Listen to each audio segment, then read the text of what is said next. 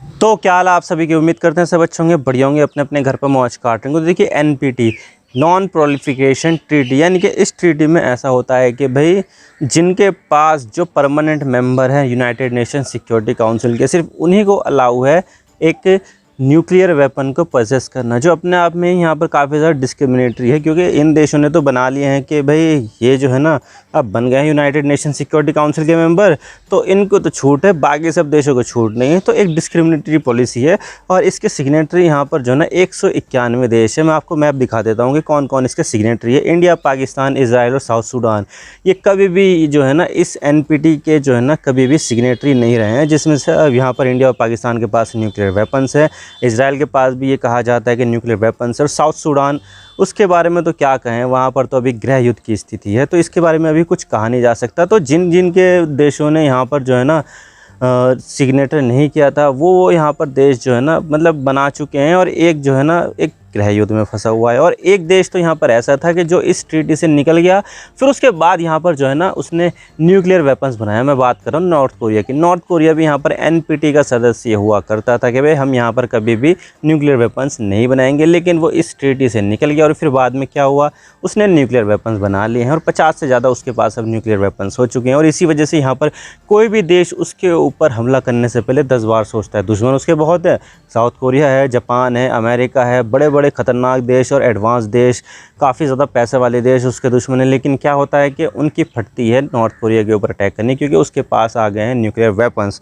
तो इसी वजह से यहाँ पर जो है ना चीज़ें नॉर्थ कोरिया के फेवर में चली जाती है और इसी वजह से कोई दुश्मन देश उसके ऊपर अटैक नहीं करता है। लेकिन अब यहाँ पर क्या हुआ है कि ईरान ने भी यहाँ पर जो है ना सिग्नल दे दिया है कि वो एनपीटी से बाहर निकल जाएगा। यानी कि यहाँ पर पहले उसने सिग्नेचर कर रखा था कि हम यहाँ पर जो है ना कभी भी न्यूक्लियर वेपन्स नहीं बनाएंगे और हम यहाँ पर एनपीटी पर दस्तखत करते हैं। लेकिन अब यहाँ पर क्या हो रहा है कि ईरान इससे निकलने की प्लानिंग कर रहा है। अब यहाँ पर इससे रिलेटेड बिल पेश किया जाएगा ईरान की पार्लियामेंट में और उसको नल एंड वॉइड कर दिया जाएगा। यानी कि यहाँ पर अब ईरान एनपीटी से निकल जाएगा और उसके बाद यहाँ पर वो स्वतंत्र हो जाएगा न्यूक्लियर वेपन्स बनाने के लिए, और कोई भी देश यहाँ पर जो है ना उसके ऊपर ऑब्लिगेशन नहीं लगा सकता। और जो इनफैक्ट जो IAEA की जो इंस्पेक्शन होती थी, सेंसरशिप होती थी, तो ईरान यहाँ पर लीगली IAEA के जो इंस्पेक्टर्स है उनको यहाँ पर भगा देगा कि भाई हमें तुम्हारी ज़रूरत नहीं है, निकलो यहाँ पर।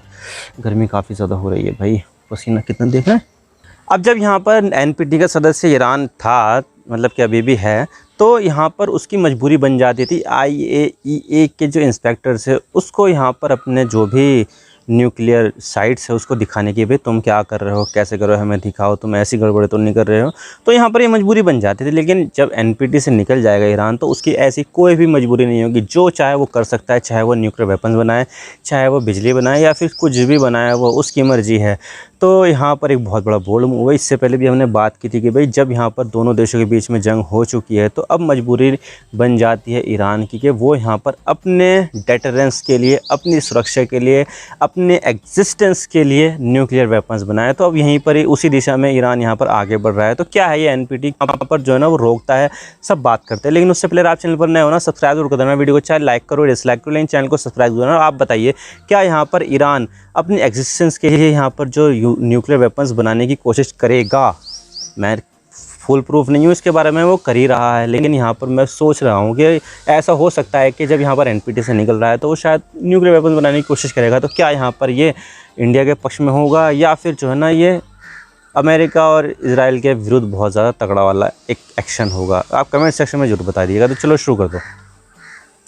तो ये एनपीटी क्या है? एनपीटी यानी कि नॉन प्रोलिफिकेशन ट्रीटी, यानी कि जब यहाँ पर सेकेंड वर्ल्ड वॉर हुआ था ना, तो उसके बाद आपने तो देखा ही है कि अमेरिका ने 2 परमाणु वेपन्स जो है ना जापान के ऊपर बरसा दिए थे और जापान ने तुरंत यहाँ पर उसके बाद सरेंडर कर दिया था, क्योंकि इतनी ज़्यादा मौतें हुई थी उन 2 बमों से, बहुत ज़्यादा पूरे शहर तबाह हो गए थे। तो तब दुनिया ने यहाँ पर यह जाना कि एक परमाणु वेपन्स क्या क्या कर सकता है।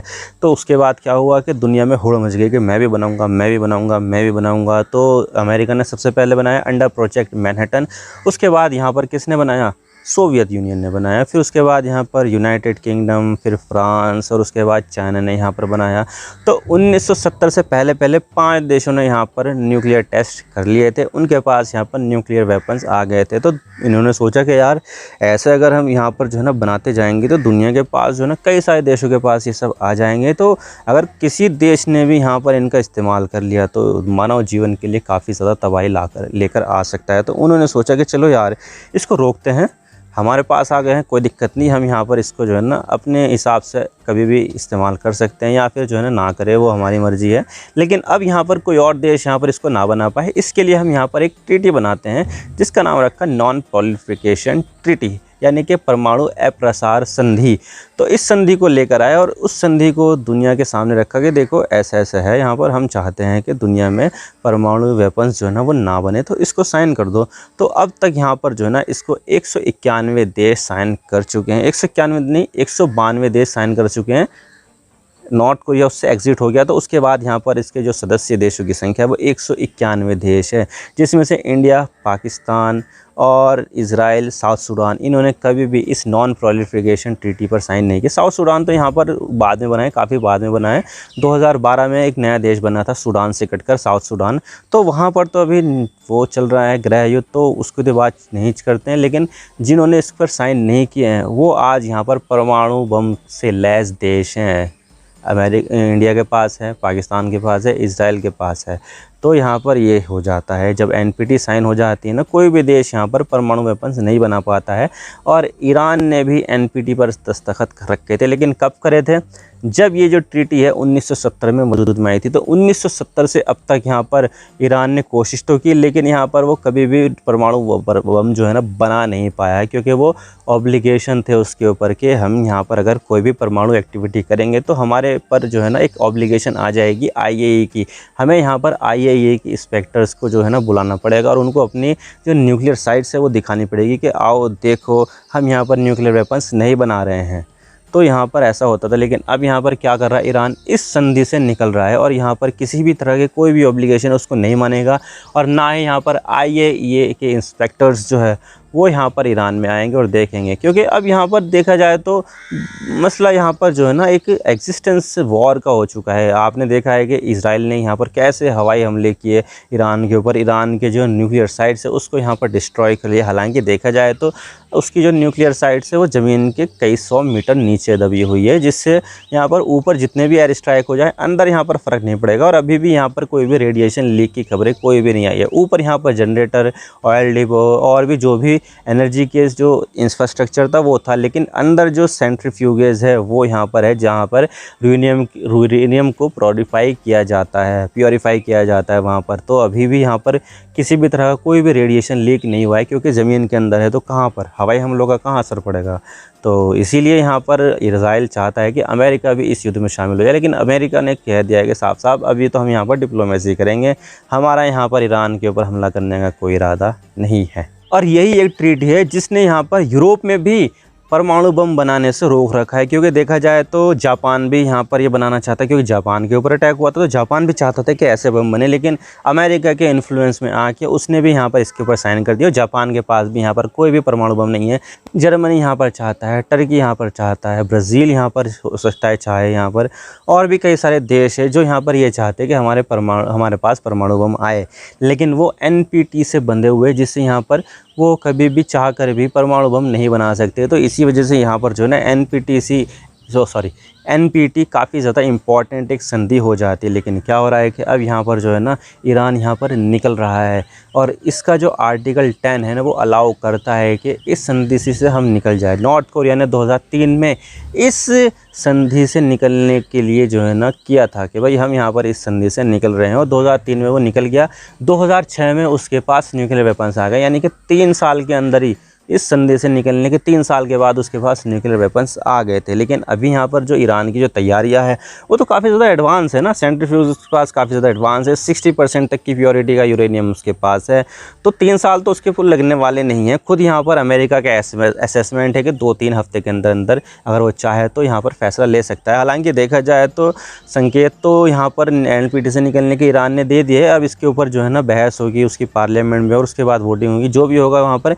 लेकिन यहाँ पर अभी भी मसूद पेज़ेशियान का कहना है कि हमारा जो न्यूक्लियर प्रोग्राम है वो पीसफुल पर्पस के लिए सिर्फ़ और सिर्फ बिजली बनाने का, अभी हमारा जो है ना कोई इरादा नहीं है न्यूक्लियर वेपन्स बनाने का। लेकिन ये बात तो हम भी जानते हैं और आप भी जानते हो कि एनपीटी से निकलने का मतलब यही है कि अब तो इनका जो परमाणु प्रोग्राम है वो सस्पिशियस आ जाता है और शायद हो सकता है कि आने वाले टाइम में हमें एक नया देश देखने को मिले जिसके पास न्यूक्लियर वेपन्स हो। तो कुछ भी यहाँ पर कभी भी हो सकता है और उसके बाद क्या होगा कि भाई दुनिया को लगेगा भाई ये जो एनपीटी है उसका कोई मतलब है ही नहीं। नॉर्थ कोरिया निकल गया, फिर उसके बाद ईरान निकल गया, तो हम भी यहाँ पर निकल जाते हैं, हम भी यहाँ पर जो है ना न्यूक्लियर वेपन्स बना देते, तो इस संधि का मजाक बन जाएगा फिर, और कई सारे देश इस संधि से निकल जाएंगे और अपना जो है ना न्यूक्लियर वेपन्स बनाने के ऊपर काम करेंगे।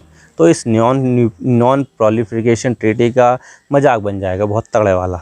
लेकिन यहाँ पर ये जो एनपीटी है ना वो तभी अलाउ करती है जब उसके पास जो है ना बहुत ही ग्रेव थ्रेटन्स हो, मतलब कि बहुत ज़्यादा जो है ना एग्जिस्टेंशियल थ्रेट हो, तब यहाँ पर वो अलाउ करती है। वो तो एक्सेप्शन है यहाँ पर नॉर्थ कोरिया ने पता नहीं क्या हथकंडे अपनाया कि वो इससे निकल गया। लेकिन अभी यहाँ पर जो ईरान का जो कंसर्न है वो काफ़ी ज़्यादा जेन्युइन लगता है, क्योंकि यहाँ पर उसके एग्जिस्टेंस के ऊपर सवाल आ जाता है कि कहीं यहाँ पर जो इज़राइल है वो न्यूक्लियर वेपन्स जो है ना ईरान के ऊपर ना छोड़ दे, जिससे यहाँ पर ईरान बहुत ज़्यादा हज़ारों लाखों की संख्या में जाने जा सकती है। तो उसका एग्जिस्टेंशियल थ्रेट है भाई यहाँ पर, और ये जो चीज़ है वो लेजिटिमेट एक एक्सक्यूज़ बना देती है कि हम यहाँ पर निकल रहे हैं क्योंकि हमारे ऊपर जो है ना बहुत ही तगड़ा वाला जो है ना ख़तरा है। हम यहाँ पर नहीं चाहते कि हम यहाँ पर इसका जो है सदस्य बने रहें और हम यहाँ पर जो है ना अपना परमाणु प्रोग्राम को आगे बढ़ाएंगे। हमें यहाँ पर तुम्हारे इंस्पेक्टर की कोई ज़रूरत नहीं है। तो यहाँ पर ईरान का जो बहाना है वो ना पूरी तरह से जायज़ बहाना है और हो सकता है कि वो इससे निकलने के बाद परमाणु वेपन्स भी बना ले, कुछ भी हो सकता है। जैसे नॉर्थ कोरिया ने किया, 3 साल के अंदर अंदर परमाणु वेपन्स बना लिए, 2003 में निकला, 2006 के पास जो है ना परमाणु वेपन्स आ गए। ठीक इसी तरह से ईरान के पास भी हो सकते हैं, ईरान के पास और जल्दी आ सकते हैं, क्योंकि ईरान की जो तैयारी है वो काफ़ी ज़्यादा एडवांस स्टेज पर पहुंच चुकी है। तो अब यहाँ पर देखने वाली बात होगी क्या यहाँ पर न्यूक्लियर वेपन्स उसके पास कितने महीनों में आ जाते हैं इससे निकले। हालांकि देखा जाए तो एनपीटी का जो नोटिस होता है वो 3 महीने का होता है। अब भी यहाँ पर अगर रेटिफाई कर दिया जाए ईरान की पार्लियामेंट से तो उससे निकलने का जो प्रोसेस है वो 3 महीने के अंदर अंदर पूरा होगा। तो 3 महीने के अंदर अंदर तो यहाँ पर मुझे नहीं लगता कि वो बना पाएगा, लेकिन उसके बाद यहाँ पर उसकी पूरी कोशिश रहेगी कि वो यहाँ पर न्यूक्लियर वेपन्स बनाए। अब देखने वाली बात होगी कि न्यूक्लियर वेपन्स जो है ना ईरान के पास कब तक आते हैं, तो आने वाला वक्त ही बताएगा। आई होप आपको सारी बातें समझ में आ गई होगी। अगर वीडियो थोड़ा सा भी पसंद आए ना लाइक जरूर कर देना और चैनल पर नए हो तो चैनल को सब्सक्राइब जरूर कर देना। आपके एक सब्सक्रिप्शन से हमें आगे कंटेंट बनाने की मोटिवेशन मिलती है। Thank you for watching. I really appreciate your time. God bless you all. Now signing off.